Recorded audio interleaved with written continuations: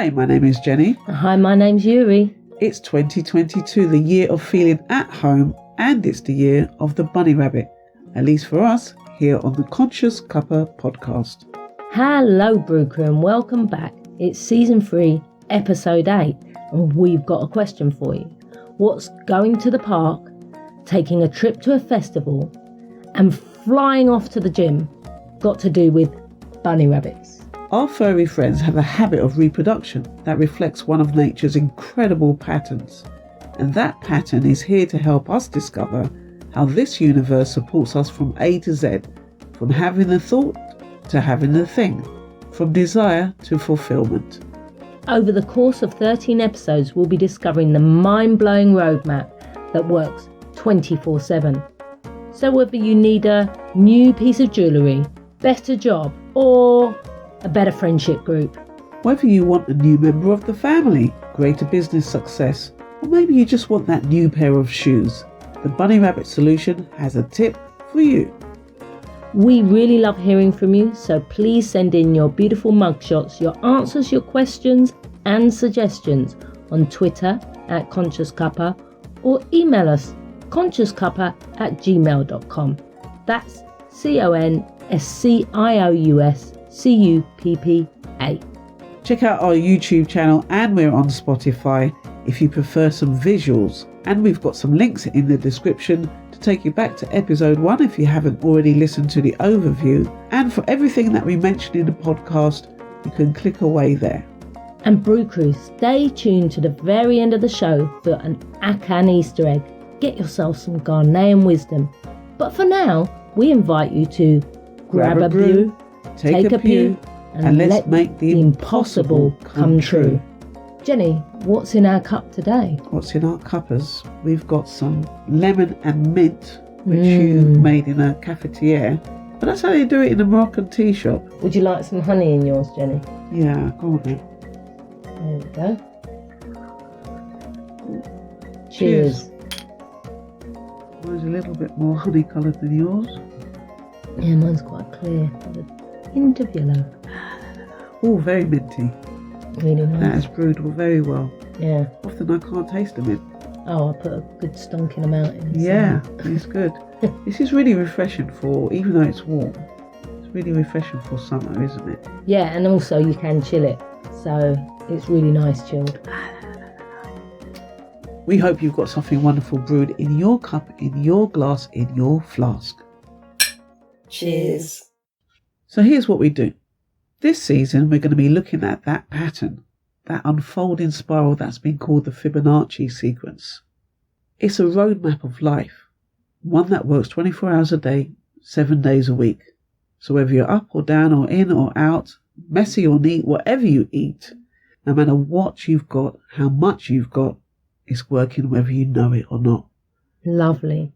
This pattern resembles an unfolding path that tells part of a story with every step. The story begins whenever an idea comes to you. Ideas are gifts, which here on the podcast we're discovering how to accomplish. Before we continue, we invite you to take a look around you. Take a really good look. Can you see any object that a person made that wasn't once imagined? Big, small, short or tall, all ideas follow the path of growth from a thought to a thing in your very own wonderful human imagination. Your ideas are no exception. So pick one and let's get in the lift of life. It's time for Magic Minute. This is the time it takes us to go up about 13 floors in the lift of life, in the elevator of life. We've got to put 1 minute on the clock. We're going to brainstorm everything we would associate with this week's subject, which is number 4, the door. So last week we had number 5, which was all about touch. This is getting in touch with the dream, the wish, the idea, and acting it out. And as a result of that, we're going back to number 4. Now in the Hebraic language, 4 is Dalet, and Dalet is the door. It's kind of like death's door. Dun, dun, dun. It's all about detachment, Yeah. letting go. This is perfect for me this week, for sure. Okay, well, look, we've already started the brainstorm by talking about letting go. So you've got a minute on the clock, Eury? I have. And get ready to scribble away. Yeah. We're going to brainstorm first, and then we're going to go to Roget's thesaurus and let him tell us what he understood about detachment and the door. Okay. And the lift doors are closing now. So we've got letting go. That's definitely something to do with detach and the door. Yep. A portal. Ooh. Makes me think of time travel movies. I think an opening. Opening, yeah. And therefore closing. Okay, I'll put and closing. Yeah. Death. Yeah. Death. It makes me think of death's door. And then I'm going to say omega because that's the end. The end. Should I put the end as well? Yeah. Yeah. Detaching feels like separation. Yeah. Giving up. Surrender, Dorothy. Detaching feels like, yeah, you've said the end already. But I want one more for door. Closure, which I think is covers both of them, doesn't it? Detach and. I'm going to put closure there. Yeah. Yeah. Okay. I know you're probably listening in and shouting at your device to tell us, for God's sake, write such and such down. But let's see what Roget's got. Let's see what Roget. I think Roget and Roget. I think I'm going to stick with that. So maybe that is the actual pronunciation. Yeah. Roget. Just a combination of the two. Yeah? Of the two, absolutely. Lovely. Okay, so we've got another minute on the clock. Yeah. We're gonna go back down in the lift. Yeah. And the lift doors are closing now. Detach and door. Oh, we've got divorce.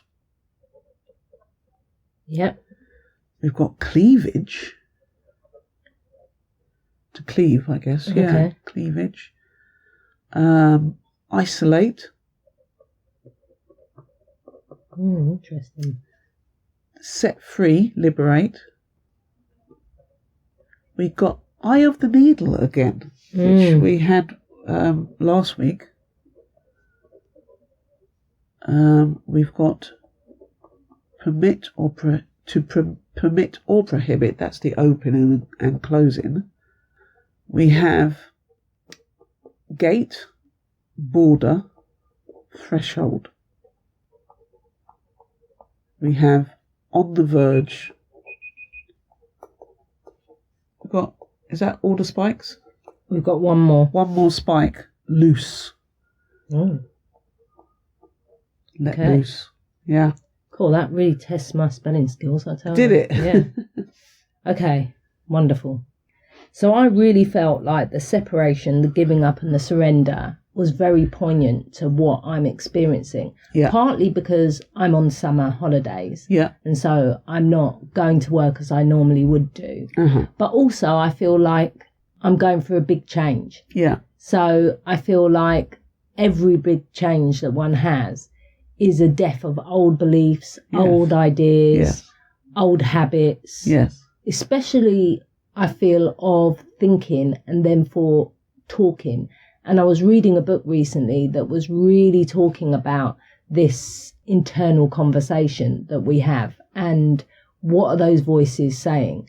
Are they cheerful, merry voices that are full of the joys of life, really? And you mentioned to me today a word again called pronoia, which is the universe has got you, life has got you. Yeah. And is that the voice that you're hearing internally? Or is it a fearful, scared voice? And that's the fearful, scared voice is the one that I'm thanking but giving up. Yeah, I think maybe what we can do is start with talking about last week's episode in conjunction with this Yeah. as an introduction. In last week's episode, we were talking about this being in touch, Yes. number 5. Yes. So we've kind of jumped this chasm Yep. from going on the journey, and we've arrived in the new world. And there was a gap between that. Mm-hmm. So we had to, rather than try to get to the new world, we just had to simply be in the new world. And now, as a result of being in that new world, the old world, the old ideas, the old way of being in the world disappear. They have to go. Or in a way, it's kind of like, well, now I'm here, now I'm orange, all the yellow has gone. Mm. Where has it gone? Well, it's kind of gone out the door. It's kind of gone out the back door. So it's fallen back asleep in a way. It's going, it's gone away. Yeah. And you don't have to worry about how it disappeared, how it's gone. You're going to stay in number 5 and go on to number 8. But as a consequence of you being in this new world, the old has to go. Now, that also implies that you're not speaking the old conversations. Okay. So the voices of fear or loss or lack are no longer part of your language. They were part of your language, so there's a history there for sure. But what you're engaging in while you're in number 5 is this new conversation. I am the new thing. I have what I want. So there's no longer the want. There's no longer the desire.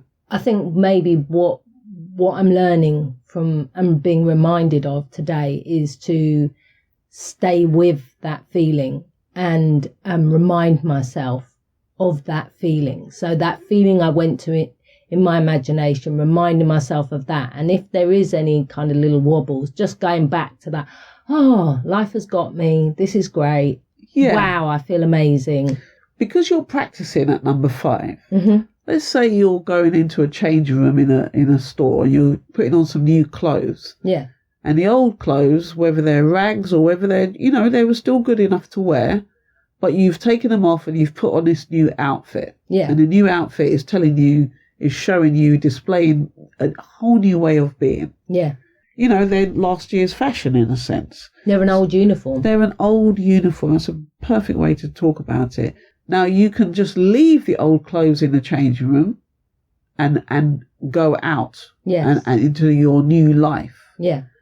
Or you could take them with you and maybe when you get home, you'll put them back on. But the idea is, of course, is that you're trying on, in a sense, your new wedding gear. Because you're still yet to get to number 8 where you get married. Yeah.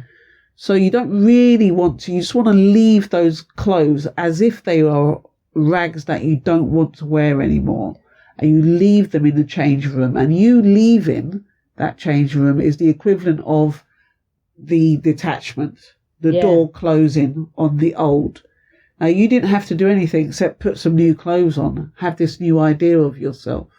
So in a sense, what I'm understanding is I'm stepping over a threshold in number 5 by saying yes and committing to this wonderful idea.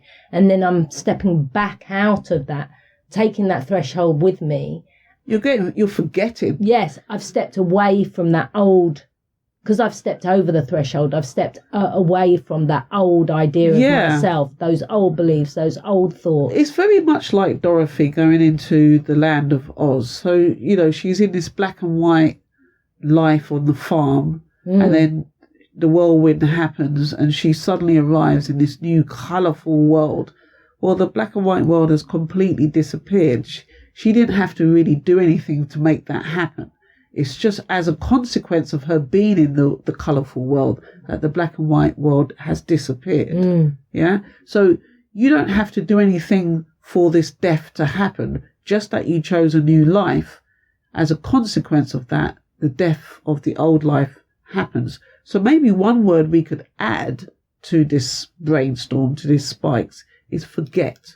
This is the act of forgiving. To forgive is to forget. You're going to forget this old self because you're so now engaged with your new life that you forget. But not only are you forgetting, you're giving up. Yeah, you've been set free. You've been liberated. You're being liberated Yeah, from I love it. that. And as long as you stay faithful to this new life, because you're going to get married, you have to stay faithful to your husband, whether you're a man or a woman, whatever you class yourself in the spiritual language, you're going to get married to your husband. Yeah. So husband's going to give you a whole new life, a whole new name, therefore a whole new character. Yeah. Yeah. Although you don't really have to do anything except stay on track with your new conversation, the internal dialogue you're having about who you say you are, what you say you have. You might be distracted by the old life leaving.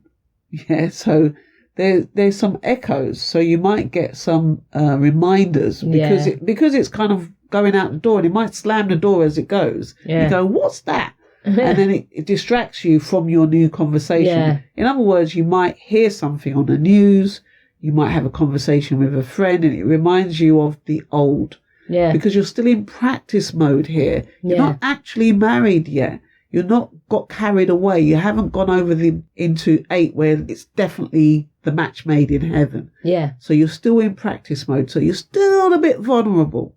This is really comforting, Jenny. It really is, because I've definitely been feeling that over the last week or so. I felt quite vulnerable and quite wobbly, and so I am really now I know I'm in practice mode. I can kind of stop worrying and giving myself a hard time, which is interference in itself.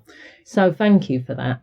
Yes, because, the rags are still available. If you want to take off the outfit and go back to your old life, you can still do it at this point. You can still do it later as well. But this is this is why I keep emphasizing you're kind of in 5, but you're not really in 4. This is why it's not a real number, let's say, on the Fibonacci sequence. It's it's the first hidden number that we have. So it's something that's kind of happening in the background. Yes. So you don't have to pay any attention. But what we did say last week is this idea on this level, on the physical, social level, you're supposed to get divorced and then get married. Yeah. No. In this one, you get married, you're engaged, you're having your new relationship, and as a consequence, the old life fades. Yeah. It starts to dissolve. It's a type of suicide. It's a type of giving up an old life because you wanted the new, but you have the new life first, and then the old life fades into the background. So what I'm hearing is 4 is kind of like a shadow number, actually. Yeah, so for me, that means that if I do kind of forget this new outfit, maybe I've put it in my cupboard and I've forgotten about it, I need to remember it. I need to really... You need to keep wearing it. Yeah. Every opportunity, wear that new outfit that you got put on at number 5. Yeah. And what is happening in number 4 is kind of happening, yes, in the skeletons of your closet. Yes. It's dying. Do not go and feed it. Do not look at it. Do not talk about it. You will get these odd reminders. There's no doubt about it. They're going to come and test you. Do you really want this new life? Yes, I want the new life. I'm getting married next week. It's what we're talking about really is just acknowledging that this is happening in the background. Yeah. So you're aware, so you don't have to get scared and worried. You can recognize that the echoes are just echoes. They're not the real voice. Yeah. So you have some old thoughts that come and creep in every so often, but let them die. It's like a plant. Don't water it. Don't put it out in the sun. You want it to shrivel up. Yeah. And Neville says, don't let your senses overtake you, doesn't he? So anything that comes to you through your senses, don't let it sway you.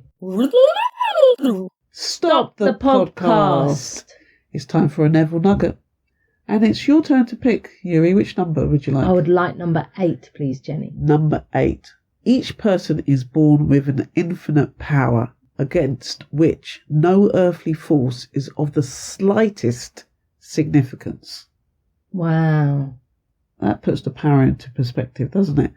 No earthly force is of the slightest significance. That's the kind of infinite power you have. Yeah. You listening. Yeah, that's the kind of power you have. On with the podcast. On with the podcast, Jenny.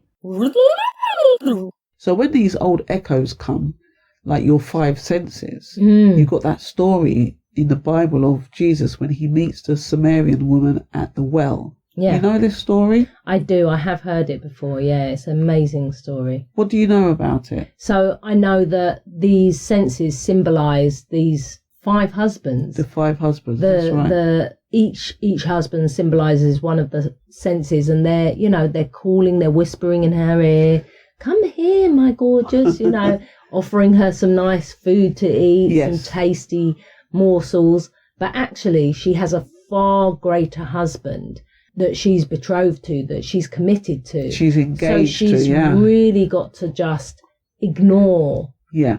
And this week, Jenny, we've been discussing a type of ignoring. The indifference. Yes. Yes, so these 5 senses, these 5 husbands are impregnating me every day with the old ideas that I were habits. So they're hard to break. Yeah. I'm used to seeing the same things that I'm used to seeing. I'm used to hearing the same things that I'm used to hearing. And so these are habits, these 5 husbands. So the commitment I have to make to this new conversation, that's quite a commitment. That's quite a job. It's quite a task. It's quite challenging at first. But because of the joy with which I hope to be doing these things, yes, it becomes more uplifting. It's more uplifting. Yeah. So it's no doubt it's tricky, but you are at 5 while 4 is happening. Yeah. The very fact of you being at 5 and saying, I have this new thing, implies that the old thing somehow, and you don't know how, is fading into the background. Yeah. And as long as you stay faithful to this, your wedding day, which is coming up in 8, then it will keep on fading. But yes, your 5 husbands are going to be knocking on your door saying, can I come in? Can I come in? And you're supposed to say, no, thank you. In fact, you're probably supposed to say, I can't even hear anything. Yeah. The only thing I can hear is this new conversation I'm having with my fiance. Yeah. My husband to be. Yeah. Yeah. I like that. Yeah. Just ignore indifference. Yeah, which we've been talking about this week. Oh my God, yes. Let me get a new script going, Jenny. So it's the joy of, oh, wow, I have it. Yes. How wonderful. I'm so thankful. I'm so grateful. I'm so appreciative. So one of the things that you can do to help number 4 do its job, which is to fade away in your old life, is to practice during your quiet moments. Don't wait until it's midday and your senses have had so many opportunities to remember what was old. Yeah. What we want to do is catch the senses when they're a little bit off guard, when they're a bit tired. So just before you go to bed is a good time to put your head on the pillow as if you have the new thing. Yes. And your senses are a bit too tired to protest and say, that's not true, you haven't got such and such. Yeah. And first thing in the morning to wake up, just as your senses are coming online, just before they can take over and start impregnating you with the old ideas, you can remind yourself of this new way of life that you had wanted for so long, and now you have it. So even though your senses, as you go through the day, are saying, well, that's not true, you haven't got such and such, you can ignore it with that indifference. Yes. That's one of the self-disciplines, is indifference to the evidence of your senses, what it says in the newspaper, what you heard on the radio, what your friends are tweeting you, what messages you're getting on WhatsApp, what you see as you walk down the street. You can ignore those if you can discipline yourself to only engage with what it is you now believe you have. One of my clients, Shirin, she often reminds me these are bookend habits at the beginning of the day and at the end of the day, and they're really instrumental for creating the days, the months, the weeks, the years, and realising these gifts that we've been given. Now, because you're engaging with your new life, and because the universe wants you to engage, it offered you an idea. Your higher self offered you this idea. So everything is in place for it to come true. You're not being just given stuff willy-nilly. You're being given because the universe and your higher self know that you would be better off, know that you'll be more delighted, know that you'll be more in tune with the abundance of life if this idea could be brought to fruition. So everything is waiting for you to just fall in line. This is the obedience it talks about in the Bible. Be obedient to this gift. Have it. Yes. Delight in it. Delight in it. So everything is gearing you to have this. But yes, there will be echoes. And so when you see things, hear things that are kind of against or what you do want, or are just the old habits, they're echoes. They are fading. Let them fade. They'll become less and less frequent the more frequency you put into your practice at number 5. This reminds me of a part of the Lord's Prayer. Forgive those who trespass against you. And these are really your 5 husbands, aren't they? They're really your habits of thinking. This is you might have had this habit for 30 or 40 years. Give yourself a bit of time to practice. It's like maybe practicing a new skill, like learning the piano.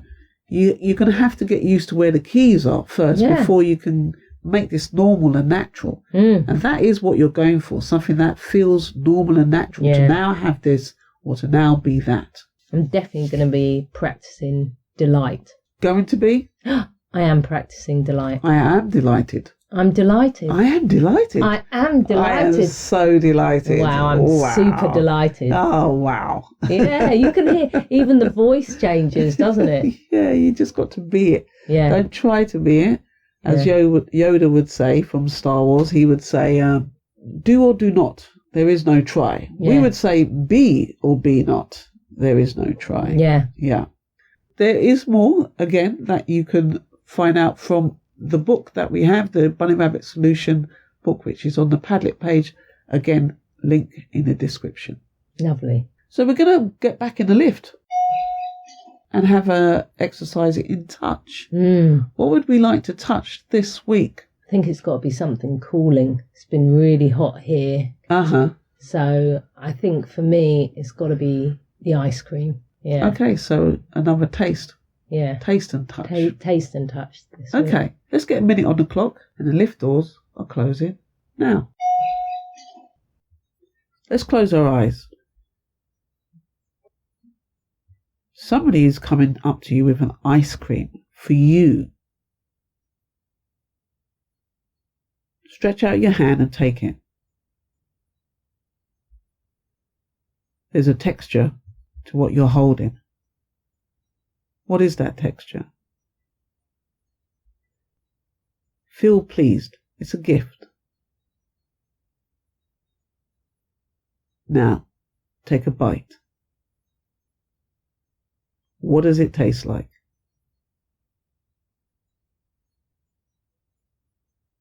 Have another bite. It tastes good. Feel the weight of the ice cream, the cone, the tub in your hand. And open your eyes. What's going to happen next? You're going to taste that ice cream. You are. You're going to get a gift. At some point. Lovely. While it's hot. That would be fantastic. From a friend, hopefully. Maybe even from a stranger. You got free ice cream the other day. I did. And your auntie made you some ice cream. Yeah. Coconut and lemon ice cream. Absolutely delicious. Brilliant. She's a star. Thanks, Olivia. I think that's it for this week. Lovely. Thank you so much for sharing your pictures of your beautiful mug shots. And keep sending those in. You can do that on Twitter at ConsciousCuppa. And you can email us, consciouscuppa@gmail.com. That's ConsciousCuppa. See you next week. See you next week.